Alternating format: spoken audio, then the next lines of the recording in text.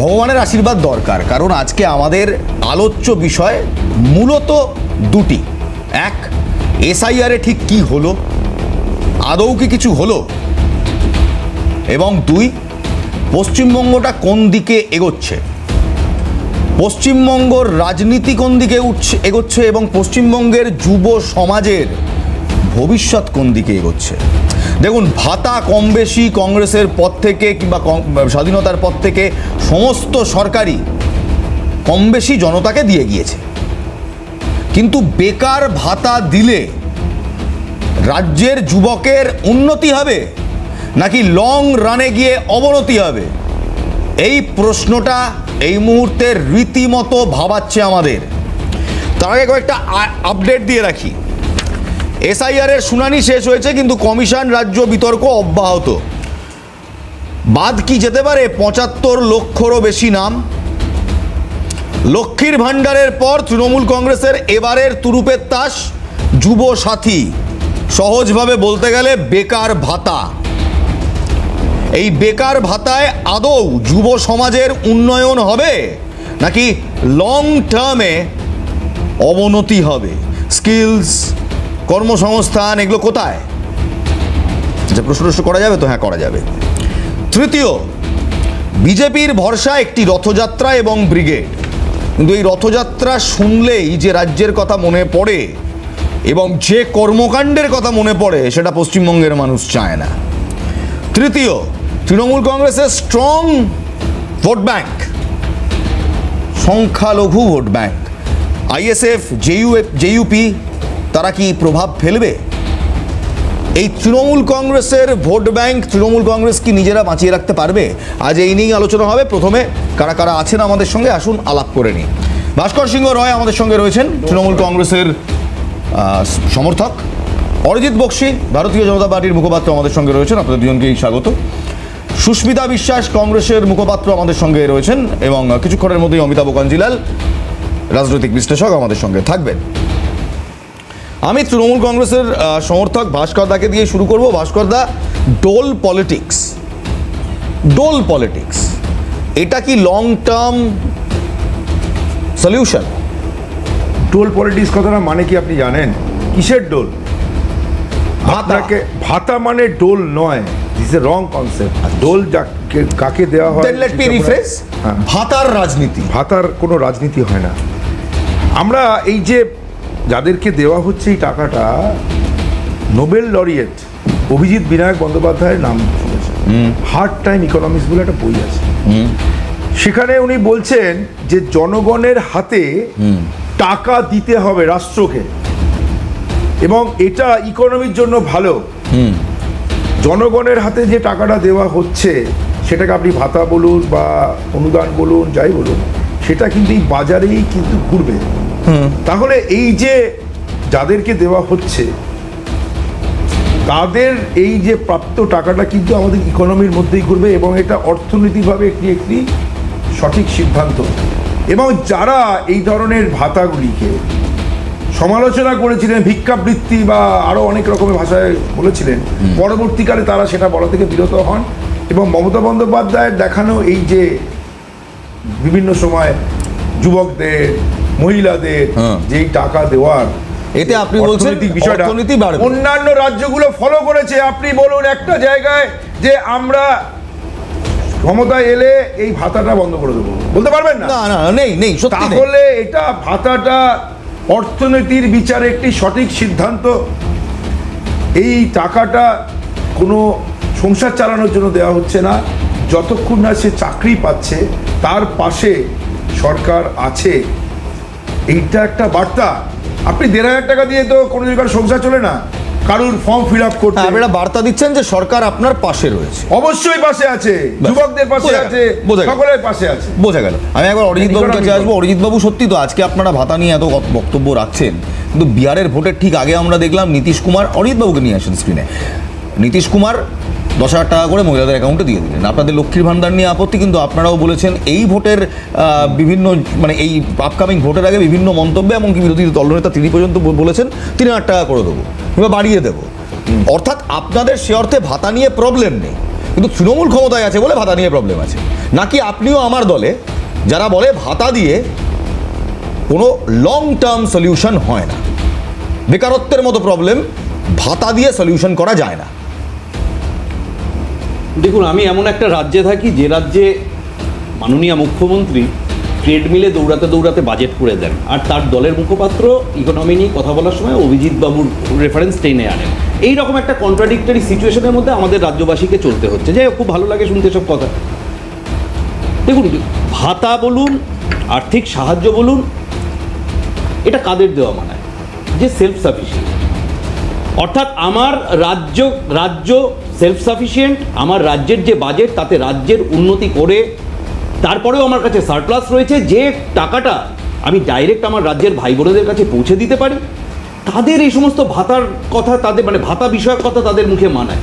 যে রাজ্য 8 লক্ষ কোটি টাকা দেনা ঘাড়ে নিয়ে বসে রয়েছে, যে রাজ্যে আজকের দিনে একটা শিশু জন্মালে 70,000 টাকার বেশি দেনা অটোমেটিক্যালি যার ঘাড়ে চেপে বসছে, সেই রাজ্যের শাসক দল যদি বলে যে ডাইরেক্ট টাকা দিলে আমার আপনারা এসে বন্ধ করে দেবেন, এটা বলুন যে আমরা এসে এটা বন্ধ করে দেবো, বলুন বলুন না যে আপনারা বাবু বলুন। আমি শেষ করে দিই। হ্যাঁ, বলুন না। আপনার গলায় বেশ জোর আছে, আমি আরে, আমি আবার আপনার থেকেও জোরে যেতে পারি, তাই আমাকেও বলতে দিন। আপনি যখন বলেছেন, আপনি যখন বলেছেন, আপনারা বলুন যে আমরা এলে বন্ধ, আপনাকে আমি ডিস্টার্ব করিনি। শোনার অবশ্যই শুনুন, তৃণমূল কংগ্রেসের এই নেচারটা না, এই যে আবার নেচার নিয়ে আমিও জোরে যেতে পারি, বিশ্বাস করুন, আমার গলা তো খুব জোর। হ্যাঁ, জানি আমি, খুব জোর। তাতে কি আচ্ছা, আছে? বেশ বেশ, আমি কি হেলমেট আনাবো? বিষয়টা দেখুন, আমি রাজ্য সরকারেরই কথা বলি। দেখুন, হ্যাঁ। আমরা তো বিরোধী, ডকুমেন্টেশন কাদের হাতে? রাজ্য সরকারের হাতে। আপনি একটা বলছিলেন, আপনি রাজ্যের ডেটের কথা বলছিলেন। আমি বাজেটের, হ্যাঁ, আমি বাজেটের ডেটের তো কথা বললাম, যে ভাতা এমন সরকার দিচ্ছে যে সরকারের ঘরে একটা শিশু জন্মালে 70,000 টাকার বেশি দেনা, কিন্তু সেটা বড় কথা নয়। আমি তৃণমূল সরকারের, পশ্চিমবঙ্গ তৃণমূল সরকারের বাজেটের ছোট্ট করে দুটো রেফারেন্স দিয়ে আমার বক্তব্যটা শেষ করার চেষ্টা করব। নাম্বার 1, 2013-14 সালের যে বাজেট অধিবেশনে যে বাজেটের বুকলেট রাজ্য সরকার দিয়েছিল বিধানসভায়, তার 41 নম্বর পাতায় প্রথম এই যুব সমাজকে ভাতা দেওয়ার ঘোষণা করা হলো 1,500 টাকা। অর্থাৎ চাকুরিবিহীন যুবরা নাকি ভাতা পাবে 1,500 টাকা করে, 8+ যার, অর্থাৎ 8 পাস যার, ক্লাস 8 পাস করেছে। 2014-15 বাজেটে বলা হলো যে এই সংখ্যাটা কতজনকে দেওয়া হচ্ছে, 85,000। এবার 2015-16 বাজেটের 32 নম্বর পাতায়, শুনুন না, অপেক্ষা করুন কি বলছি, মুখ্যমন্ত্রী 2013 অক্টোবরে নিজে দাঁড়িয়ে বললেন ওপেন মঞ্চে যে রাজ্যে 1 কোটির বেশি বেকার, আমি তো জানতামই না, অর্থাৎ পরিষ্কার কথা, জানলে আমি ভাতার ঘোষণা করতাম না। এবং উনি নিজে বললেন যে অ্যাপ্লাই করেছে কতজন এই যুব ভাতায়, যেটার নামটা পরবর্তীকালে পরিবর্তন করে যুবশ্রী করা হলো, 17 লক্ষ। তার মধ্যে 2015-16 যে 32 নম্বর বাজেটের পাতার কথা বললাম, সেখানে পরিষ্কার বলা হচ্ছে যে 1 লক্ষ চাকুরি প্রার্থী এরকম যুবক বা যুবতীকে 1,500 টাকা করে ভাতা দিচ্ছে রাজ্য সরকার। তাহলে 17 লক্ষ অ্যাপ্লিকেশন, মুখ্যমন্ত্রী বললেন রাজ্য জুড়ে। মানে আপনাকে জিজ্ঞেস করা হলো কটা বাজে, আপনি বলেন হাওড়ার পাশে শিয়ালদা। আমি আপনাদের প্রশ্নটা কি আর উত্তরটা কি? আপনার ভাতা দেওয়ার বিরোধিতা করছেন, মিথ্যে বলুন যে আমরা বিরোধিতা করছি, আমরা আপনি ভাতার বিরোধিতা করছি, বলুন। দাঁড়ান না, আপনাকে জিজ্ঞেস করলো কটা বাজে, উনি বলে হাওড়া বাজে শিয়ালদা। ওকে আর কি উত্তর? রাজ্য জুড়ে আমরা ভাতা দিচ্ছি, 17 লক্ষ ফর্ম জমা নিয়ে সরকার 1 লক্ষ যুবককে দিয়ে যারা ঘোষণা করছে রাজ্য জুড়ে ভাতা দিচ্ছি, তার থেকে বড় মিথ্যা আর দ্বিতীয় হতে আমি পারে একটু আপনাদের দুজনকে একটু থামাবো। ভাস্করদা বলছেন যে ভাতাটা দরকার, দুজনকেই রাখো, good, I want this frame. ভাস্করদা তৃণমূল কংগ্রেসের সমর্থক বলছেন ভাতা জরুরি, কারণ অভিজিৎ বিনায়ক বন্দ্যোপাধ্যায় বলেছে ইকোনমিক্সের প্রশ্ন, হ্যাঁ, ইকোনমিক্সের প্রশ্ন জরুরি। যাতে মমতা ব্যানার্জি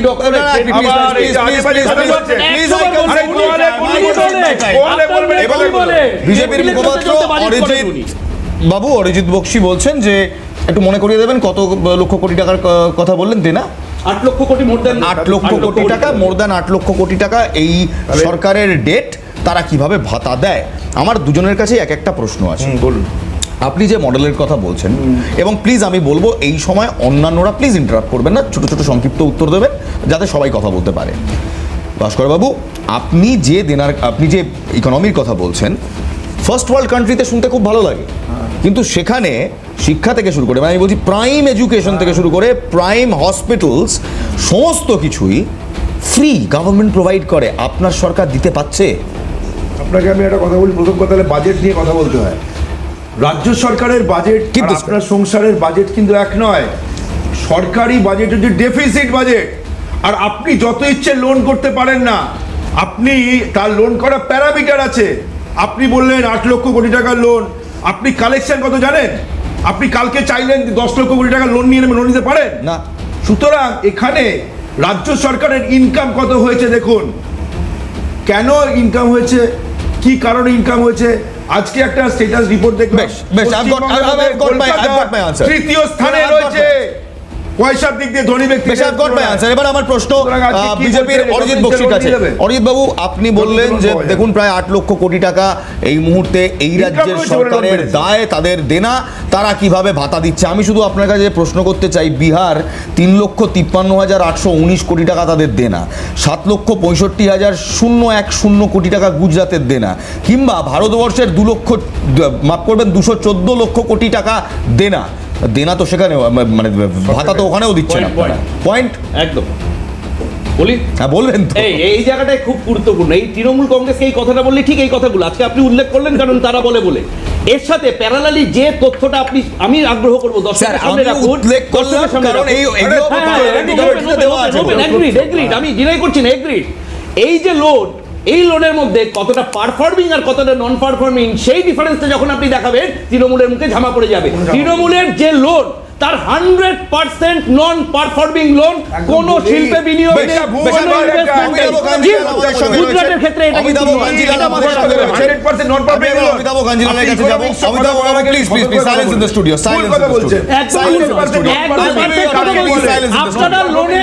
আপনারা লোনের ইন্টারেস্ট মেটাবার জন্য আবার লোন নেন, সেটা মাথায় রেখে কথা বলুন। বেকার যুবকদের ভাতা দিয়ে কোনো লং টার্ম সলিউশন পাবো? হ্যাঁ, এখানে ভাস্কর দা অভিজিৎ বিনায়ক বন্দ্যোপাধ্যায়ের কথা বলছেন যে রোলিং ক্যাপিটালের জন্য তিনি যেটা বলেছিলেন যে people should have money in their hands to spend, কিন্তু সেই টাকা কি ভাতা দিয়ে আসবে নাকি কর্মসংস্থান করে আসবে, ইন্ডাস্ট্রি দিয়ে আসবে? I really want to know. প্রথম কথা হচ্ছে অভিজিৎ বিনায়ক বন্দ্যোপাধ্যায় ম্যাক্রো ইকোনমিক্সের লোক, সুতরাং এই ধরনের মন্তব্য কোথায় করেছেন আমি জানি না। আমি বইটা পড়ে নিন, পড়ুন না পড়লে কোথায় করেছেন, মানে হার্ড টাইম ইকোনমিক্সের বইটা পড়েছেন অভিজিৎ বিনায়ক বন্দ্যোপাধ্যায়। আচ্ছা বেশ, ভাস্কর দা, আপনি যদি প্রতিটা মুহূর্তে সবাইকে কোথায় পড়েছেন বলছেন যে একটু আমি আপনাকে সময় দেব please. The flow belongs to Amitabh Kanjilal. Okay, এই অসভ্যতামগুলো চেক করো মাঝে মাঝে, কারণ ওনার একটা স্বভাব। যাই হোক, এবার প্রশ্নটা হচ্ছে এই যে অর্থনীতির ক্ষেত্রে ভাতা একটি বিশেষ রকম মানসিক প্রতিবন্ধকতার তৈরি করে, অর্থাৎ যারা কর্ম খুঁজছেন তাদের হাতে ভাতা গুজে দিলে তারা কর্ম করবার স্পৃহাকে হারিয়ে ফেলেন।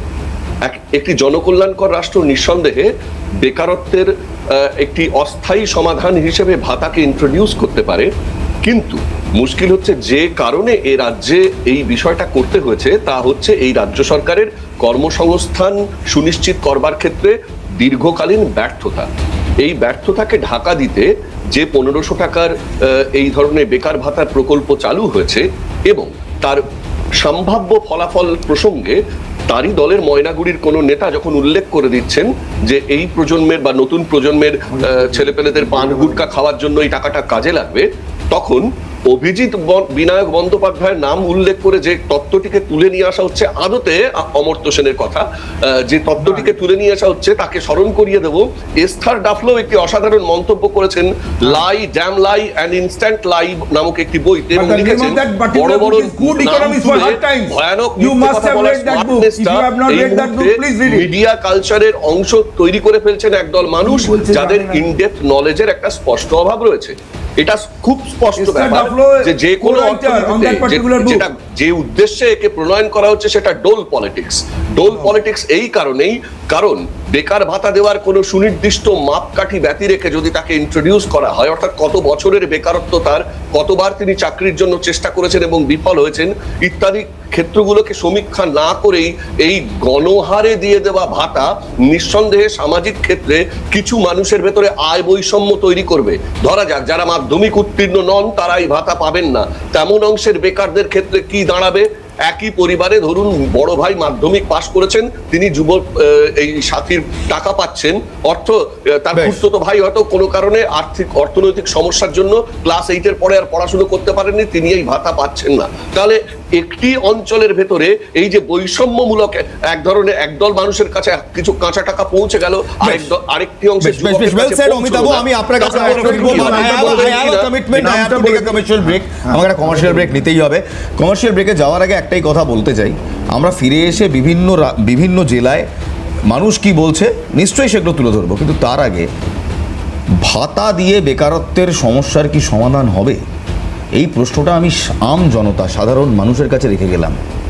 1,500 টাকা ভাতা দিয়ে কোনো বেকার যুবকের স্কিল ডেভেলপমেন্ট হবে, নাকি industrialisation, job opportunity, skill development করিয়ে তাকে কর্মসংস্থানের দিকে ঠেলে দেওয়াটাই এই রাজ্য সরকারের, কিংবা for that matter of fact যে কোনো রাজ্য সরকারের মূল এবং প্রাথমিক কর্তব্য। সবাই তো বলেন যুবকরাই আমাদের দেশের ভবিষ্যৎ, কাজে করে দেখান না। কথা হচ্ছে ভাতা নিয়ে। রাজ্যের বেকার যুবকদের 1,500 টাকা ভাতা দিয়ে কি কর্মসংস্থানের দায় ঝেড়ে ফেলা যায়? এক। দ্বিতীয়, এই ভাতা কি কোনো লং টার্ম সলিউশন?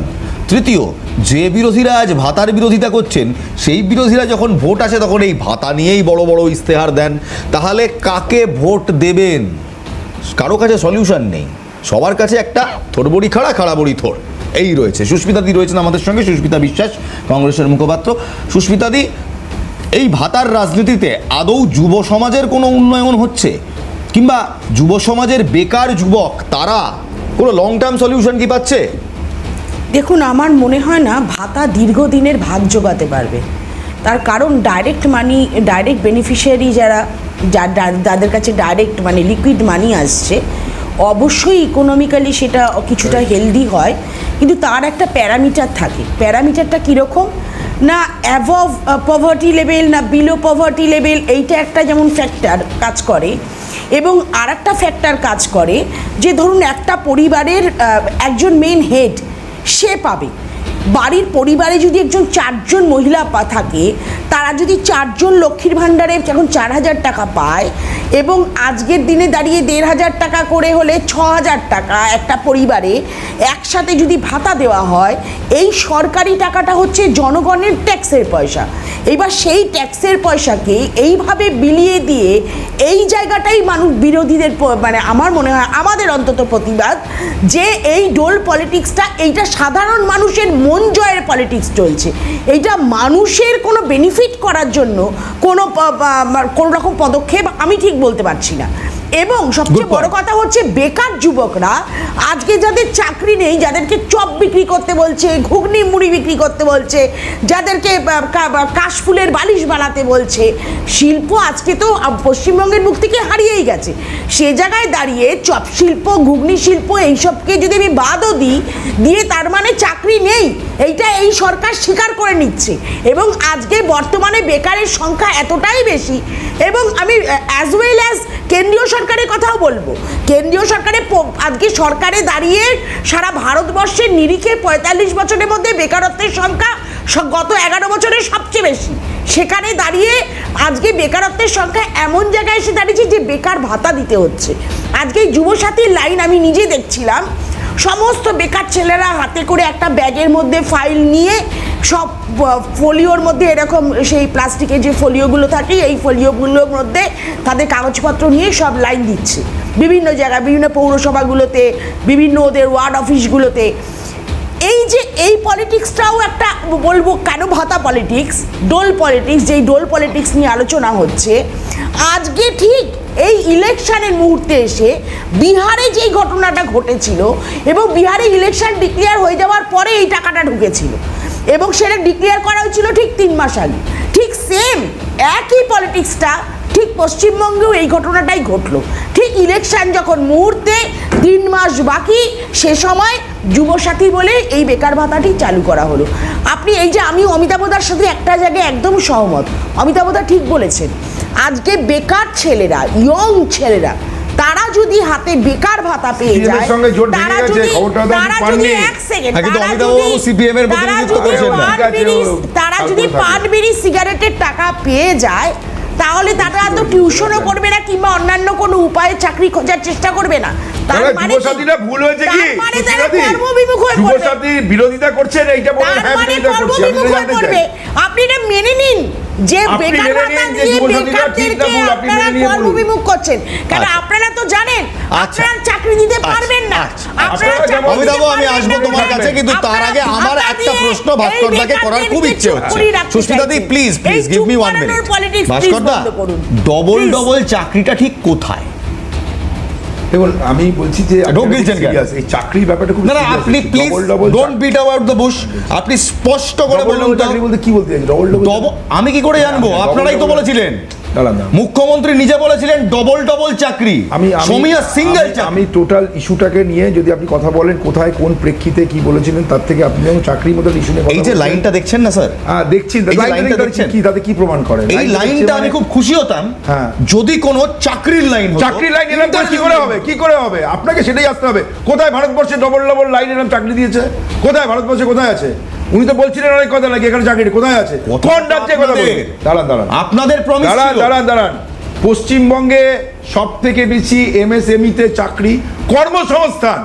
চাকরি কেন? চাকরিবৃত্তির মনোবস্থা থেকে বেরোতে পারছেন না। এই কর্মসংস্থান নিয়ে কে বলেছে কর্মসংস্থান নেই? এই কর্মসংস্থান নিয়ে কোথায় আপনাদের আপনারা তো প্রবল ছেলে সমস্যা মেয়েদের- ছিল। অবশ্যই। সুস্মিতা দি, hold it। ছেলেমেয়েদেরকে প্রবল সমস্যা ছিল, আপনারা উৎসাহিত ঠিক করার যেমন জন্য এই আপনারা MSME-তে আপনাদের সমস্যা ছিল, আজ আপনারা বলছেন কর্মসংস্থান। আমাদের শুনুন, বারবার ধরে একটা কথা বলছি, আপনারা যদি কর্মসংস্থান মানে চাকরি বোঝেন তাহলে সেটা ভুল বুঝছেন। আপনারাই তো বুঝিয়েছিলেন। আরে না না, আমরা বুঝাইনি, আপনারা বলে তো হবে না। সুতরাং আমি আপনাকে বলছি যে আমাদের এখানে কর্মসংস্থানের প্রশ্ন ভাস্করদা, I want এখানে to MSME এই ছবিটা দেখুন, এই ছবিটাকে একটু বড় করে আরে দাদা, দেখান। কি এভরিবডি মুশকিল? প্লিজ আরে ওয়াচ দিস। তাতে কি এসে গেল? ফর্ম নেওয়ার জন্য ফর্ম কি হাতাহাতি। আপনি কি নিরুৎসাহ ফর্ম করছেন? নেওয়ার জন্য হাতাহাতি। আপনি কি বলছেন যে এই যে যুবসাথী দেখুন। ফর্ম নেবে না বলছেন? নেওয়া উচিত নয় বলছেন? চাকরির অ্যাপয়েন্টমেন্ট লেটার দিন। আরে চাকরি অ্যাপয়েন্টমেন্ট লেটার কি সরকার কি বিলি করে? লক্ষ্য করো, সরকার কি চাকরি অ্যাপয়েন্টমেন্ট লেটার বিলি করে? অমিতাভ কাঞ্জিলাল। কোথাকার কে কোথায় কি একটা জিনিস লক্ষ্য চাকরির করো, ফর্ম বিলি হয় ভাবে? সুন্দর কেমন কি বলছেন আপনারা? ন্যারেটিভ পাল্টে যায়। এই কদিন আগেই এসআইআর এর লাইনে দাঁড়ানো নিয়ে যাদের হয়রানি বোধ হচ্ছিল, আজকে এই যুবক ছেলেদের এই লাইনে এটা দাঁড়িয়ে কোনো হয়রানি নয়, এটাতে উল্টো পাল্টা কথা বলছি, এসআইআরটা হয়রানি। একই সঙ্গে আসলে এই মজার জন্যই কথা হচ্ছে, CPM এর আপনি অবস্থা যদি এইটা। প্রত্যেকের কথার মাঝখানে চিৎকার করেন তাহলে হ্যাঁ, সকলে দাদা, মিলে আপনি তো আপনার জানেন না, সময় সেটার চিৎকার জন্যই করবো। বলতে হয়। এবার প্লিজ এই সমাজ বিরোধীদের মতো ঠিক আছে, আচরণ আপনি করবেন না, ভদ্রভাবে একটু বলুন, শান্ত হয়ে ভদ্রভাবে বসুন। বলুন, প্লিজ এবার একই সঙ্গে প্রশ্ন হচ্ছে যে তত্ত্বটা রাজনৈতিক তত্ত্ব উঠে আসলো যে জনগণের হাতে পয়সা আসলে অর্থনীতি সচল অবশ্যই। হয়, তাহলে রাজ্য সরকার ডিএটা আটকে রাখছে কেন কর্মচারীদের? তাতে কি অর্থনীতি সচল হতো না? এর কোনো উত্তর পাবে না। আটকে রেখেছে কে যে বলেছে রাজ্যে আপনাকে? ভোট না, ডিএ আটকে রেখেছে কে বলেছে আপনাকে? 42% যায় ডিএ আটকে রেখেছে কে বলেছে আপনাকে? আপনি জানেন না, এই জন্য রাজ্য আপনার সরকার অজান্তে আপনার এইভাবে একটু থামাবো। ভাতার নামে ডিএ যে আটকে রেখেছে কে বলেছে আপনাকে? আমার আরেকটা প্রশ্ন আছে, একেবারে আমাদের অনেক এমপ্লয়মেন্ট আছে। এক্সচেঞ্জ আছে, Please, Amitabh, welcome back employment to you. এক্সচেঞ্জের কাছে কি বলছি, কোনো সুনির্দিষ্ট আমার ঠিক তথ্য আছে যে প্রশ্নটা যে কত তৃণমূল সংখ্যক কংগ্রেসের কাছে বেকার ছিল, এই please, মুহূর্তে পশ্চিমবঙ্গে? some people in the PCR, please take care of this. আমি অরিজিৎ বক্সিকে একটাই প্রশ্ন করতে চাই, ঠিক যে কথাটা যেমন ডবল ডবল চাকরি উনি বলেছিলেন, আমি ওনাকে প্রশ্নটা করলাম। আপনারাও তো আমাদেরকে 2 কোটি চাকরি কিংবা 2 কোটি কর্মসংস্থান যাই বলুন না কেন, তার স্বপ্নও দেখিয়েছিলেন। স্যার, অনেক বছর হয়ে গেল, 2021 থেকে 2026 একটা ভোট চলে এলো, চাকরিগুলো কোথায় কিংবা কর্মসংস্থানগুলো কোথায়? এবং যদি হয়ে থাকে বাংলা কেন পেল না? কারণ আজকে বেকারদের এই লাইন তো একটা কথা বলিয়ে দিচ্ছে যে বাংলায় বেকারত্ব আছে, এবং সেই বেকারত্বটা আজকে চোখে আঙুল দিয়ে এই লাইনটা বোঝাচ্ছে। সারা ভারতবর্ষে আছে। না, নিশ্চয়ই আছে, কিন্তু বাংলার বেকারত্বটা এই লাইনটা বুঝিয়ে দিচ্ছে। তো আপনাদের সেই 2 কোটি কর্মসংস্থানটা কোথায়, চাকরিটাই বা কোথায়? এই 2 কোটি কর্মসংস্থান বা আপনার প্রশ্নের দুটো অ্যাঙ্গেল রয়েছে। নাম্বার 1 একটা মানে ন্যাশনাল অ্যাসপেক্টে রয়েছে, আরেকটা রয়েছে আপনার স্টেটের অ্যাসপেক্টে। তো ন্যাশনাল অ্যাসপেক্টে বলি যে দুটোর মধ্যে ডিফারেন্স, এই দুটো অ্যাসপেক্টের মধ্যে ডিফারেন্সটা আপনি দেখতে পাবেন যে প্রপোজড যে পশ্চিমবঙ্গের সিলিকন ভ্যালি এই রাজারহাট নিউ টাউনে, আপনার চ্যানেল থেকে বেশি দূরে নয়। এই বাড়ি ফেরার সময় আপনাকে আমি অনুরোধ করবো একবার গাড়িটা নিয়ে ওটা চক্কর মেরে চলে যান, দেখবেন শ্মশান পুরী হয়ে পড়ে রয়েছে। এখানে নাকি 1 লক্ষ সরি 6 লক্ষ কর্মসংস্থান এখানে মুখ্যমন্ত্রী প্রতিশ্রুতি দিয়েছিলেন এই সিলিকন ভ্যালিতে নাকি 2 বছরের মধ্যে হবে। আজকে 5 বছর হয়ে গেছে, 200টা চাকরি হয়নি। দ্বিতীয়, এবার আপনি একই রকমভাবে আজকে ভারতবর্ষের গ্লোবাল ম্যাপে যদি ভারতবর্ষের সেমিকন্ডাক্টরের উপস্থিতি, সেমিকন্ডাক্টর শিল্পের উপস্থিতি দেখেন, শুধু সেমিকন্ডাক্টর শিল্পে ভারতবর্ষের যে প্রসপেক্ট রয়েছে সেখানে খুব ন্যূনতম হলেও আগামী 5 বছরের মধ্যে 50 লক্ষের কাছে জব অপরচুনিটির সম্ভাবনা রয়েছে। একেবারে ন্যাসেন্ট স্টেজে আরো 5 বছর, নেক্সট ভোট। একেবারে ন্যাসেন্ট স্টেজে কাজ শুরু। সেমিকন্ডাক্টর শিল্প তো ভারতবর্ষে ছিলই না দাদা, চীন থেকে আমদানি করতে হতো, চীন থেকে আমদানি করতে হতো। সেমিকন্ডাক্টর চীন থেকে আমদানি করতে হতো। আপনাকে আমি দেখিয়ে দেবো। এবার দ্বিতীয় যে অ্যাসপেক্টটা বলুন। আচ্ছা ভাস্কর দা, আপনি অ্যাঙ্কার না, কাইন্ডলি কোথায় হচ্ছে বলবেন না, ভুলভাল মিথ্যে কথা। আপনি অ্যাঙ্কারিং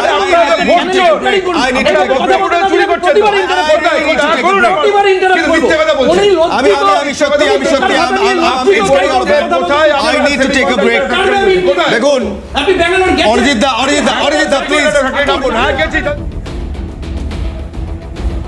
আমার সেই পুরনো কথাটা মনে পড়ছে, তারিখ পে তারিখ and Bhaskar the if you keep interrupting a debate like this, if you keep interrupting a debate like this, let me tell you, I am going to go for it. ঠিক আছে, নিমতলা শ্মশানেকে কি আপনি রাজাঘাট বলছেন? আপনি নিমতলায় গিয়ে পৌঁছে রাজ্যটাকে আপনারা বানিয়েছেন মঞ্চ নয়, এটা আমার স্টুডিও। আমি জানি, এখানে সবাইকে রেসপেক্টফুলি একে অপরের সঙ্গে কথা বলতে হবে। আমি বুঝলাম, মানে ঠিক আছে, উনি রাজারা তো চেনেন না আসলে সেটা। দেখুন, আমি জানি এই মুহূর্তে উত্তপ্ত রাজনীতি, তাই একটু গলা সবারই চড়ে যায়, কিন্তু আমি আবারও ভাস্কর সিংহ রায় এবং আমার সঙ্গে রয়েছেন অরিজিৎ বক্সী, আমি একবার তাদের কাছে আসবো, তারপর সুস্মিতা দেব, অমিতাভ দা, আমি আপনাদের কাছে যাব। Please bear with me for 2 minutes. আমি যে প্রশ্নটা করছিলাম সেটা হচ্ছে এই মুহূর্তে ভাতা দরকার নাকি স্কিল ডেভেলপমেন্ট দরকার? অরিজিৎ দা, দেখুন, পরিষ্কার একটা খুব ছোট্ট পরিসংখ্যান হচ্ছে যে বিগত 10 বছরে পশ্চিমবঙ্গে 6 লক্ষ সরকারি পোস্টকে অ্যাবলিশ করে দেওয়া হয়েছে, এবং এই মুহূর্তে দাঁড়িয়ে 10 লক্ষের বেশি সরকারি পোস্ট ভ্যাকেন্ট, জিরো। তার মধ্যে 3.5 লক্ষ হচ্ছে শিক্ষক এবং অশিক্ষক কর্মীদের, এবং 1.5 লক্ষর কাছে পুলিশ কর্মীদের। এই যে লাইন আপনারা দেখাচ্ছেন, এ তো স্বাভাবিক রয়েছে।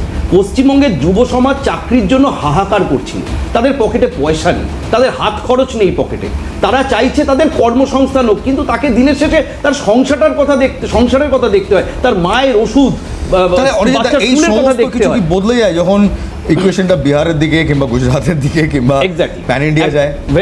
ভাতার রাজনীতি তো আপনারাও করেন। Very valid point.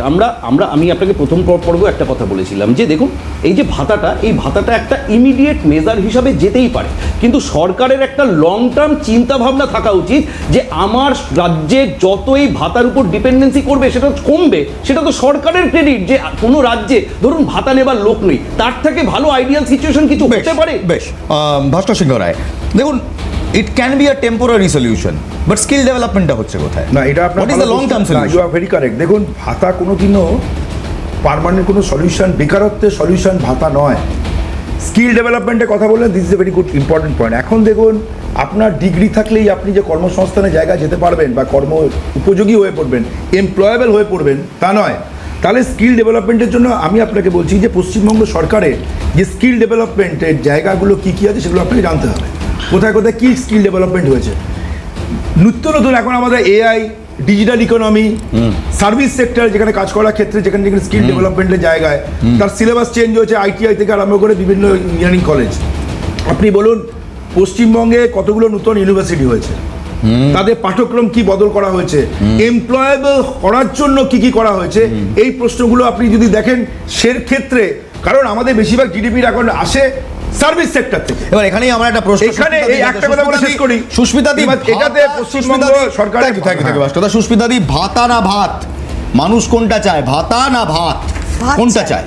সিম্পলি ভাত চায়। আমি এটাই বলছিলাম যে ভাতা পার্মানেন্টলি ভাত জোগাতে পারবে না। তার কারণ একটু আগেই যে কথাটা হচ্ছিল, আমি এটাই বলছিলাম, আমি তখন চিৎকার করে, যখন সবাই চিৎকার করছিল বলে হয়তো শোনা গেল না, যে আজকে সরকার এতগুলো প্রকল্প যখন চালু করেছে, আমি বলবো সরকার এরকম এই ভাতার, বেকার ভাতার বদলে যদি এই মাধ্যমিক পাস ক্যাটাগোরাইজ করে, মাধ্যমিক পাস, উচ্চ মাধ্যমিক পাস, 8 পাস, বিভিন্নভাবে ক্যাটাগোরাইজ হিসাবে যদি কোনো স্কিল ডেভেলপমেন্টের জন্য কোনো প্রকল্প করতেন, তাহলে অনেক বেশি উপকৃত হতো এইসব বেকার যুবক যুবতীরা, এবং তারা নিজেদের পায়ে দাঁড়িয়ে তারা কিছু নিজেদের করার ক্ষমতাটা রাখতো। এবং আপনারা জানেন হয়তো যে আমরা কিন্তু এইটা বলেছিলাম ইয়েতে, অন্ধ্রতে, তেলেঙ্গানাতে তেলেঙ্গানাতে কিন্তু আমরা এটাকে ইমপ্লিমেন্টও করেছি। এই স্কিল ডেভেলপমেন্টটা ভীষণভাবে ইম্পর্টেন্ট, এবং স্কিল ডেভেলপমেন্ট ছাড়া আজকাল জেনারেল পড়াশোনায় সত্যিই চাকরি পাওয়া খুব কষ্টকর। এবং একদম এই কথাটাই বলছিলাম। সেই জায়গায় দাঁড়িয়ে যুবক যুবতীরা যদি নিজেদের পায়ে দাঁড়াতে পারে তাহলে অনেক বেশি সেটা সমাজের জন্য কল্যাণমূলক হবে। Point taken point taken. আমি প্লিজ আসবো আপনার কাছে, আমি একবার অমিতাভর কাছে যাবো। অমিতাভ, ভাতা না ভাত সুস্মিতাদি খুব সুন্দরভাবে বললেন। আমার বক্তব্য হচ্ছে এই ছবিটা আজকে দেখো, এই মুহূর্তে যে স্ক্রিনে যে ছবিটা চলছে, এটা কোনো এমপ্লয়মেন্ট ব্যুরোতে গিয়ে অ্যাপয়েন্টমেন্ট লেটার নেওয়ার ছবি নয়, এটা ভাতার জন্য বেকারদের ফর্ম তোলার ছবি। Does this put this state in a good light or in a bad light? সন্দেহে এটা কোনো গুড লাইটের ব্যাপারই নয়, কিন্তু আলোচনা প্রসঙ্গে কিছু কথা উঠে এসছে। আমার মনে হয় এখানে কিছু জিনিস তথ্যগতভাবে বিভ্রান্তি তৈরি করছে, সেগুলো ঠিক করে দেওয়া দরকার। পশ্চিমবঙ্গ সরকার এই মুহূর্তে কোনো বিশ্ববিদ্যালয়ে কোনো সিলেবাস প্রণয়ন করেনি। আমি যেহেতু সরাসরি অধ্যাপনার সঙ্গে যুক্ত তাই বলি, কেন্দ্রীয় সরকার যে এনইপি 2222 চালু করেছে 2020, তার মডেলকে রাজ্য সরকার প্রথমে নেব না করে শেষ পর্যন্ত ইমপ্লিমেন্ট করে। সেই এনইপিতে কিন্তু একাডেমিয়া ইন্ডাস্ট্রিয়া কানেক্টিভিটি বাড়াবার জন্য, অর্থাৎ যাকে আমরা এখানে স্কিল ডেভেলপমেন্ট বলে বলছি, সেই স্কিল ডেভেলপমেন্টের উপরে গুরুত্ব দেওয়া হয়েছে এবং বেশ খানিকটা পর্যন্ত সেটা গ্রহণযোগ্য, তাদের দৃষ্টিভঙ্গি অনেকটাই গ্রহণযোগ্য। ফলে এনইপি যে জিনিসটা করেছে তার কৃতিত্ব রাজ্য সরকারের পক্ষ থেকে সেই শাসক দলের প্রতিনিধি কিভাবে দাবি করছেন আমি জানি না। একই সঙ্গে এটাও ঘটনা যে একটু আগে প্রসঙ্গক্রমে আসছিল যে এই সাম্প্রতিককালে আর কোথায় কর্মসংস্থানের ছবি দেখা গেছে, কিন্তু গেছে। আমরা এত তাড়াতাড়ি বোধহয় বিস্তৃত হব না যে বিহারে নতুন সরকার গঠিত হওয়ার পর সেখানে শিক্ষক রিক্রুটমেন্টের মানে মঞ্চ থেকে প্রত্যেক মানে নিয়োগপ্রাপ্ত শিক্ষকদের সেই নিয়োগপত্র দেওয়া হচ্ছে, লাইন করে 6,500 মানুষ সেই নিয়োগপত্র নিচ্ছেন, সেই দৃশ্য মিডিয়াতে উঠে। আমার একটা প্রশ্ন, আমি এই কথাগুলো এই কারণে বলছি যে এর জন্য যেটা দরকার সেটা হচ্ছে বেকারত্ব সম্পর্কে এই মুহূর্তে দাঁড়িয়ে এই রাজ্যেরও বাসিন্দা এবং তার আগে এই দেশের বাসিন্দা। Amitabh, I hope you can hear me. আমরা এই রাজ্যের বাসিন্দা এবং আমরা দেশের বাসিন্দা। রাজ্য সরকারও যেমন কর্মসংস্থানের জন্য প্রতিশ্রুতিবদ্ধ এবং তাদের দায় বর্তায়, এমন কিন্তু আমাদের কেন্দ্র সরকারও প্রতিশ্রুতিবদ্ধ এবং তাদেরও দায় বর্তায়। তা এই তুতু ম্যামেটা বন্ধ হয়ে যদি একটু হাত মিলিয়ে কাজ হয়, যেমন সেমিকন্ডাক্টরের কথা উঠে এলো, একদম তাহলে হয়তো এই ছেলে মেয়েগুলো যারা লাইনে দাঁড়িয়ে আছে তারা এবার পরের বার লাইনে দাঁড়াবে অ্যাপয়েন্টমেন্ট। তুতু ম্যামটা না থাকলে যে ভোট হবে না, এই তুতু ম্যামটা ভোটের স্বার্থে, সীমান্ত নিয়ে তুতু ম্যাম ভোটের স্বার্থে, অনুপ্রবেশ নিয়ে তুতু ম্যাম ভোটের স্বার্থে, এগুলো সব জাতীয় স্বার্থের বিষয়। কর্মসংস্থান জাতীয় স্বার্থের বিষয়, মানব স্বার্থের বিষয়।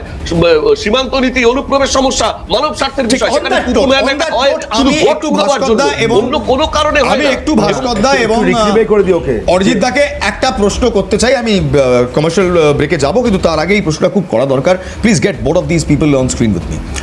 দেখুন, একটা সময় ছিল যখন ভারতের রাজনীতিতে আমরা দেখতাম যে কেন্দ্র রাজ্যের একটা সমন্বয় ছিল, কিন্তু ইদানিংকালে গিয়ে স্পেসিফিকলি বাংলায় right from the time of Jagdeep Dhankhar সাহেব এই সমন্বয়টা ভেঙে পড়তে দেখা যাচ্ছে। আপনাদের মতাদর্শগত বিরোধিতা থাকবে, 100% থাকবে, কিন্তু আপনারা রাজ্যের মানুষের কাছে, দেশের মানুষের কাছে দায়বদ্ধ। আজ ঠিক যেমন কেন্দ্র বলতে পারে না যে ওখানে আমার সরকার নেই বলে আমি বাঙালিদের প্রতি কিংবা বাংলার মানুষের প্রতি দায়বদ্ধ নই, তেমন আজকে বাংলার সরকারও বলতে পারে না এখানে আমি চালাচ্ছি বলে আমিই শেষ কথা, এখানে কেন্দ্র হস্তক্ষেপ করবে না কিংবা কেন্দ্রের কোনো রকম সিদ্ধান্ত নেওয়া হবে না। এই অদ্ভুত সিচুয়েশনটা কেন তৈরি হয়েছে বাংলায়? এটা তো ছিল না অটল বিহারী বাজপেয়ী সাহেবের সময়, ছিল না এটা মনমোহন সিং সরকারের সময়, ছিল না লাস্ট 15 বছরে এমন কি হলো? দেখুন, 2-1 বছর এদিক ওদিকে আপনারা এই রাজ্যের এবং এই দেশের হাল ধরেছেন, বাংলার তৃণমূল কংগ্রেস এবং দেশের Bharatiya Janata party. What happened? Why did this federal structure break down? আমাকে এমন মনে হচ্ছে যেন বিজেপি বাংলা দখল করতে চায়। আরে বাংলা দখল করার জায়গা নয়। আর এমন মনে হচ্ছে তৃণমূল যেন বাংলাকে একটা আলাদা স্ফিয়ার করে রাখতে চায়, কিন্তু এই ন্যারেটিভটা ভুল। এই ন্যারেটিভটাই আম জনতার কাছে যাচ্ছে কেন? প্রথমে ভাস্করদা, তারপর অরিজিৎ। দেখুন, অমিতাভবাবু বললেন এটাই বলছি, এটা স্কিলটা একটু বলে নি আপনাকে, এটা বলে নি ওয়েস্ট বেঙ্গল, আমি জানি এটাই বলছি, আপনার কথাটা থেকে সূত্রটা আগেই ধরে নি। West Bengal state council of technical and vocational education and skill development এখানে যা সিলেবাসগুলো তৈরি হয়েছে অমিতাভবাবুকে বলছি একটু দেখে নেবেন কবে থেকে নোটিফিকেশন হয়েছে, কি হয়েছে, কি কোর্স হয়েছে। এক second Sir, please answer my question. দ্বিতীয়, Please রাজ্য answer my সরকারের ওপরে যেটা ন্যাশনাল এডুকেশন পলিসি যা কিছু চাপিয়ে দেওয়া হয়েছে ইতিহাসকে বিকৃত করে বিভিন্ন সময়, তার জন্য পশ্চিমবঙ্গ সরকারের প্রতিবাদ ছিল। এডুকেশন পলিসিতে হিস্ট্রি চেঞ্জ করেছে, দাঁড়ান, সেখানে আমাদের প্রতিবাদ ছিল, কিন্তু সেখানে রাজ্য সরকারকে মানতে হয়েছে। কেন? আমাদের যেখানে এটা এবং আপনার টেকনিক্যাল স্কিল এবং ভোকেশনাল স্কিমের জন্য পশ্চিমবঙ্গ সরকারের টেকনিক্যাল এডুকেশন ডিপার্টমেন্টের I'm really fed up. রাজ্য সরকারের প্রতি অবিজেপি সরকার, মানে যেখানে অবিজেপি সরকার বলতে দিলেন, বলতে তো দেবো, আপনাকে তো বলতেই দিয়েছি। স্যার, আপনি তো কিন্তু সমস্যাটা হচ্ছে স্যার, রাজ্য সরকারগুলো যেগুলো বিজেপি নয় সেগুলো দাঁড়ান না, যেগুলো আজ মানুষ জানতে চায় ভাস্কর দা যে কেন রাজ্য এবং কেন্দ্র এইটা তো প্রশ্ন বেকারত্বের সমস্যার আজকে সমাধান করতে পারে যেখানে না। বিজেপির নেতারা এসে বলে যান ডবল ইঞ্জিন না হলে আমরা কিছু করতে পারবো না, যেখানে যেখানে অবিজেপি রাজ্য সেখানে সেখানে কেন্দ্রীয় সরকারের শিক্ষা খাতে আরম্ভ করে বিভিন্ন জায়গায় খুব সংক্ষেপে রয়েছে। দেখুন, সমস্যাটা হচ্ছে মানসিকতায়। এটা ফ্যাক্ট যে সরকারি চাকরি দিয়ে গোটা যুব সমাজকে না, কর্মসংস্থান possible করে না। দেওয়া যায় না। Possible না। তাহলে অল্টারনেটিভ কি? Privatization. Sorry, private jobs. Private উদ্যোগ। সেই জায়গায় আজকে পশ্চিমবঙ্গের বুকে নেতাজির কাছেও এই তৃণমূলের ছানাপোনারা গিয়ে তোলা চায়। তা প্রাইভেট জব হবে কোথা থেকে? আজকে বলুন, সিম্পল জিনিস। আমি পশ্চিমবঙ্গের মানচিত্রে আমি শেষ করে পশ্চিমবঙ্গের মানচিত্রে যে অ্যান্টি ইন্ডাস্ট্রি তকমাটা পড়ে গিয়েছিল, সেন্টার এগিয়ে এসে হাতে রেখে সেটা বদলাতে পারে না। এই জায়গা থেকেই বলছি, সেন্ট্রালের সদিচ্ছার কথাটাই আমি বলতে যাচ্ছিলাম যে শুধু একটা ইন্ডাস্ট্রি কথা তো ছেড়েই দিন, একটা মানুষের জীবন বাঁচানোর জন্য আয়ুষ্মান যোজনা তাকে এরা পর্যন্ত ভারতবর্ষের সব রাজ্যে এক্সেপ্ট পশ্চিমবঙ্গে ইমপ্লিমেন্ট করা গেল না। কেন? পরিবারের প্রতিটা মানুষ যে কোনো সমস্যায় 5 লাখ টাকার কভারেজ সারা ভারতবর্ষের লোকে বেনিফিট এনজয় করছে, পশ্চিমবঙ্গের লোক পাচ্ছে না। এই মানসিকতা যদি থাকে তো কি করে আমি ফিরবো আপনার কাছে, স্মল ব্রেক। যাওয়ার আগে একটাই কথা বলতে চাই, দেখুন রাজায় রাজায় যুদ্ধ হচ্ছে, কিন্তু স্যাক্রিফাইসাল বোড়েগুলো কারা? আমরা, আপনারা, আম জনতারা। ভাববেন, ভালো করে ভাববেন। Let's take a small break. মার্চে সম্ভবত প্রধানমন্ত্রী নরেন্দ্র মোদীর ব্রিগেডে একটি সভা হওয়ার কথা আছে এবং সেই সভাকে ঘিরে ভারতীয় জনতা পার্টি কিছু বড়সড় চমকের অপেক্ষা করছে। যদিও কুণাল ঘোষ বলছেন, তিনি ভবিষ্যৎবাণী করছেন যে মার্চে বিজেপির এই ব্রিগেডে নাকি লোকই হবে না। এদিকে তৃণমূল কংগ্রেস তারা আরেকটা সমস্যার মধ্যে রয়েছে, তা হলো সংখ্যালঘু ভোট। এই সংখ্যালঘু ভোট যাবে কোথায়? আমি সরাসরি প্রশ্নটা প্রথমে সুস্মিতা দিকে দিয়ে করবো। সুস্মিতা দি, মার্চে ব্রিগেডে মোদিজির সভা, আবার তৃণমূল কংগ্রেস তারা ফ্রন্ট রানার্স, তারা নিজেদের কিছু চমক নিয়ে অলরেডি এসছে, কিন্তু তাদের আইএসএফ এবং জেইউপি মাথা ব্যথার কারণ হয়ে দাঁড়াচ্ছে। এই সবের মধ্যে আপনারা কোথায়? War is Congress? কংগ্রেস ঠিক কংগ্রেসের জায়গায় আছে। সেটা কোথায়? কংগ্রেস পশ্চিমবঙ্গের মানুষের যে জায়গায় ছিল আজকে বর্তমানে সেই ক্ষমতায় নেই। হয়তো আমাদের সাংগঠনিক কোনো শক্তির হয়তো সেখানে ক্ষীণ পরিস্থিতি দেখা দিয়েছিল, তাই জন্য। এবং আজকে সেই জায়গাটাকে কাটিয়ে উঠে আমরা 294টা আসনেই আমরা লড়াই করব। এবং সবচেয়ে বড় কথা হচ্ছে যে যেই বাইনারি একটা ভিশন তৈরি করা হয়েছে, সেই বাইনারির বিরুদ্ধে লড়ার জন্যই আজকে আমাদের এই ডিসিশন যে আমরা সিঙ্গেল লড়াই করব। এবং আজকে এই যে তৃণমূল এবং বিজেপি যে ধর্মীয় যে আক্রাককে ধরে তারা যেইভাবে এগোচ্ছে, এবং আজকে হুমায়ুন কবির মানে জেইউপি এবং আজকে আইএসএফ আজকে এবং আরও কিছু সাম্প্রদায়িক আপনি জানেন কিছু শক্তি আছে, এ সমস্ত শক্তিগুলো যেভাবে মাথা চাগার দিয়ে উঠেছে, আজকে যেভাবে মন্দির এবং মসজিদ গড়ার একটা নতুন পরিকল্পনা শুরু হয়েছে, মানে পরিকল্পনা মানে সরকারি টাকায় মন্দির হচ্ছে আর এদিকে কার টাকায় মসজিদ হচ্ছে জানি না কোন টাকায়, সেই টাকার হিসাব যদিও এখনও পর্যন্ত পাওয়া যায়নি, এবং এর পিছনে কারা ব্যাকবোন সেটাও পাওয়া যায়নি। এবং মার্চ মাসে নরেন্দ্র মোদী এসে যতই চমক দিক, আমাদের বিশ্বাস বাংলার মানুষ অন্তত বিজেপিকে অন্তত ক্ষমতায় আনবে না। তার কারণ বাংলার মানুষ বিকল্প হিসাবে জাতীয় কংগ্রেসকেই ভাববে, মানে আপনারা ক্ষমতায় আসবেন, চিহ্নেই ভোটটা দেবে, আপনারা ক্ষমতায় আসবেন এবং আমাদের বিকল্প হিসাবে আমাদেরকেই ভোটটা দেবে। অমিতাভ, সুস্মিতা দি খুব কনফিডেন্ট যে বাংলার মানুষ এবার কংগ্রেসের দিকে মুখ ফেরাবে। Well, everybody has their right. আমার প্রশ্ন হচ্ছে, এই মুহূর্তে যে রাজনীতিটা আমরা দেখছি, একটা তীব্র কড়া হিন্দুত্বের রাজনীতি বিজেপি এখানে আমদানি করেছিল, সংখ্যালঘু তোষণের রাজনীতি তৃণমূল কংগ্রেস আমদানি করেছিল বলে অভিযোগ, তার কাউন্টারে এবার আমরা দেখছি তিনটি শক্তি। আইএসএফ যারা শুরু হলো নিজেদেরকে ইন্ডিয়ান সেকুলার ফ্রন্ট বলে, but I don't know what is very secular about them. JUP যারা প্রথম থেকেই ঘোষণা করছে যাদের এজেন্ডাই হলো একটা মসজিদ এবং দ্যাট ইজ বাবরি মসজিদ, এবং এআইএমআইএম কিংবা অল ইন্ডিয়া মজলিস-এ মুত্তাহিদ সামথিং মিম শর্ট ফিল্মে, আই এম সরি আসাদুদ্দিন ওয়াজি, যারা বিহারে অলরেডি অনেকটা ক্যাপচার করে রেখেছে, তাদের আবির্ভাব। এই মেরুকরণ বাংলা খুব একটা দেখেনি, 21-এও হয়তো এই লেভেল অফ মেরুকরণ আমরা দেখিনি।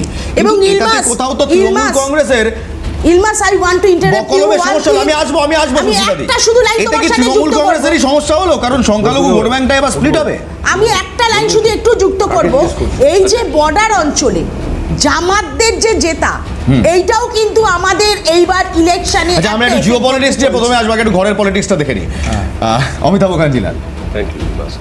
বিষয়টা হচ্ছে এটা সুনিশ্চিত যে একটা বড় সময় পর্যন্ত এ রাজ্যে সংখ্যালঘু ভোটের উপর তৃণমূল কংগ্রেসের প্রায় একচ্ছত্র একটা নিয়ন্ত্রণ ছিল, কিন্তু খুব সাম্প্রতিক কালে এই বেশ কিছু লক্ষাধিক ওবিসি সার্টিফিকেট বাতিল হয়ে যাওয়া কিংবা ওয়াকফ সম্পত্তি নিয়ে দলনেত্রীর প্রাথমিক অবস্থান থেকে 180 ডিগ্রি ডিগবাজি খেয়ে যাওয়া, এই সমস্ত কিছুর ভিত্তিতে এই রাজ্যের সংখ্যালঘু জনগণ তৃণমূল কংগ্রেসের পক্ষ থেকে সম্ভবত, আমি কোট আনকোট কথাটা ব্যবহার করছি, সম্ভবত মুখ ফিরিয়ে নিচ্ছেন। এবং সেইতে বুঝতে পেরেই এই যে ফিরিয়ে নেওয়া মুখ সেটা কোথায় যাবে, স্বভাবত কিন্তু যদি লক্ষ্য করা যায় তৃণমূলের উত্থান পর্বে অধিকাংশ ক্ষেত্রেই কিন্তু এই ভোটটা কংগ্রেসের একটা পকেট ভোট ছিল। মালদা, মুর্শিদাবাদ ইত্যাদি এলাকাতে কংগ্রেসের একটা, রায়গঞ্জ ইত্যাদি এলাকাতে কংগ্রেসের একটা পকেট ভোট ছিল। সুতরাং সুস্মিতাদি যে দাবি করছেন তাকে আমি একেবারে খারিজ করে দিচ্ছি না, কিন্তু সেই ভোটটা যাতে কংগ্রেসের অনুকূলে ফিরে না যায় কিংবা বিজেপির বামেদের পকেটস্থ না হয়, তার জন্যই মমতা বন্দ্যোপাধ্যায় খুব সূক্ষ্মভাবে সেই প্রশান্ত কিশোরের ফর্মুলাতেই হুমায়ুন কবিরকে দল থেকে বহিষ্কার করলেন। একটি দল তৈরি হলো যারা কিনা এই ভোটটাকে খানিকটা পুল করে নিজেদের অনুকূলে যদি রাখতে পারে, তাহলে নির্বাচনের পরে প্রয়োজনে আবার মমতা বন্দ্যোপাধ্যায় এই যে সংখ্যালঘু ভোট ব্যাংকে আপনাদের একটা বিরাট টান পড়তে চলেছে, অনেক বিশ্লেষকরাই বলছে। কোন বিশ্লেষক বলছে? এটা আরে আপনি জানেন না বলে আপনি সবাইকে, কোন বিশ্লেষক বলছে আমি জানতে চাই। অনেক বিশ্লেষকরাই বলছে যে জেইউপি, যে হুমায়ুন কবির ওপেনলি বলছেন যে মুসলমান সংখ্যালঘুরা, উনি বলছেন আছে, জেইউপি বলছে আমরা ভোট কাট, আচ্ছা আচ্ছা, আমরা ভোট টানবো। আইএসএফ বলছে যে না, আমরা তৃণমূল কংগ্রেসের সঙ্গে নেই, আমরা যাব। যখন এবং এমআইএম এর আহ্বান কিংবা তাদের এন্ট্রি এখানে, আপনাদের আর ইউ নট স্কেয়ার্ড? দেখুন একটা কথা বলে যে কুঁজোর আবার এই চিত হয়ে শোয়ার ইচ্ছা হয়। কে কে কে আইএসএফ গত নির্বাচনে একটা বিধায়ক, না না একটা বিধায়ক জানি, গত নির্বাচন মানে লোকসভা নির্বাচনে আপনি জানেন ভাঙড়ে কি ফলাফল হয়েছে, বিধানসভা ভিত্তিক ফলাফল দেখবেন হেরে গেছে। আপনার বড় বড় কথা বলতে তো ট্যাক্স লাগে না আমার, না না, মানে যারা বলছেন এই ধরনের পশ্চিমবঙ্গের সংখ্যালঘু মানুষ, সেন্টারকে কট্টা দিতে হয় আমার, না না, পশ্চিমবঙ্গের সংখ্যালঘু মানুষ, সংখ্যাগুরু মানুষ, সমাজের সর্বক্ষেত্রের মানুষেরই ভোট পেয়ে কিন্তু মমতা বন্দ্যোপাধ্যায় বিজয়ী হয়েছেন, শুধুমাত্র সংখ্যালঘুদের নয়। কোনো প্রবলেম নেই, না না, খুব সংক্ষেপে না বলতে দিই, আপনি প্রশ্নটা করার জন্য উত্তরের জন্য আমাদের সময় আছে না, আমি সময় কম নেই বলছি। এখানে এমন কোনো ঘটনা ঘটেনি যে সংখ্যালঘুদের আস্থা মমতা বন্দ্যোপাধ্যায় থেকে চলে যাবে। কে হুমায়ুন কবির, কে সেখানে অরিজিৎ বাবুকে প্রশ্ন করছি, অরিজিৎ বাবু 2021 সালেও তো দেখলাম বিজেপি থেকে পয়সা নিয়ে এরকম অনেকে অনেক কিছু করে, প্রচুর কেন্দ্রীয় নেতৃত্ব এলো, নরেন্দ্র মোদী নিজেও এসেছিলেন, অমিত শাহ এসেছিলেন, যোগী আদিত্যনাথজি এসেছিলেন, সবাই এসেছিলেন, কিন্তু হলোটা কি? এবার তো তৃণমূল কংগ্রেস বলছে 50-এর গন্ডি পেরোবেন না, তাই এই রথযাত্রার ব্রিগেড দিয়ে কি আদৌ কিছু হবে? তৃণমূলের ওই কথা বলতে ট্যাক্স লাগে না, আর ট্যাক্স মার্কেট থেকে উঠাতে পারে না, মদ বেচে সরকার চালায়, তারা বলতেই পারে। দ্বিতীয় যে কথা যেটা বললেন গুরুত্বপূর্ণ, সেটা হচ্ছে যে পশ্চিমবঙ্গের বুকে আজকে বাইনারি সেট, সত্যিই সেট কোথায়? পশ্চিমবঙ্গের বুকে মানুষ এই ভোটে সিদ্ধান্ত নেবেন যে তারা এমন কোনো সরকার চান যে সরকার থাকলে শাহজাহানেরা বাড়ির মেয়েদের পিঠে পুলি ডাকতে পাঠাবে। তারা কি এমন কোনো সরকার চান যে ঘরের ছেলেরা জামা খুলে যারা শিক্ষক তাদেরকে প্রতিবাদে বসতে হবে? বা এমন কোনো সরকার চান যে সরকার এই রাজ্যে মেট্রো আটকাবার জন্য, চিংড়িহাটা মেট্রো আটকাবার জন্য সুপ্রিম কোর্টে পয়সা খরচা করতে যাবে? নাকি উন্নয়নমুখী সরকার বিজেপির হাত ধরে? বেশ বেশ, থ্যাংক ইউ এভরিবাডি, সবাইকে অত্যন্ত ধন্যবাদ আপনারা এলেন বলে। আজকে সত্যি আমার হাতে আর সময় নেই, যাওয়ার আগে একটাই কথা বলবো, ভোটটা মহামূল্যবান, ভোট গণতন্ত্রের ভিত্তি। নেতারা যখন, মন্ত্রীরা যখন শপথ নেন, তারা সবাই বলেন I will bear true allegiance to the Constitution of the Union of India. আপনাদের কি মনে হয় তারপর তারা ভুলে যান? আজকে কেন এত বেকার লাইনে দাঁড়িয়ে বেকার ভাতার ফর্ম তুলবে, অ্যাপয়েন্টমেন্টের ফর্ম কেন তুলবে না? কেন কেন্দ্র এবং রাজ্যের মধ্যে সমন্বয়ের অভাব? কেন মানুষকে আজকে নিজের দেশে নিজের ভিটে মাটিতে ভয়ে থাকতে হয়? এই প্রশ্নগুলো নিজেকে করুন, ভাবুন, ভাবা প্র্যাকটিস করুন। ভোট দেওয়ার আগে ভাবতে থাকুন। ভালো থাকবেন, ভালো রাখবেন। জয় হিন্দ।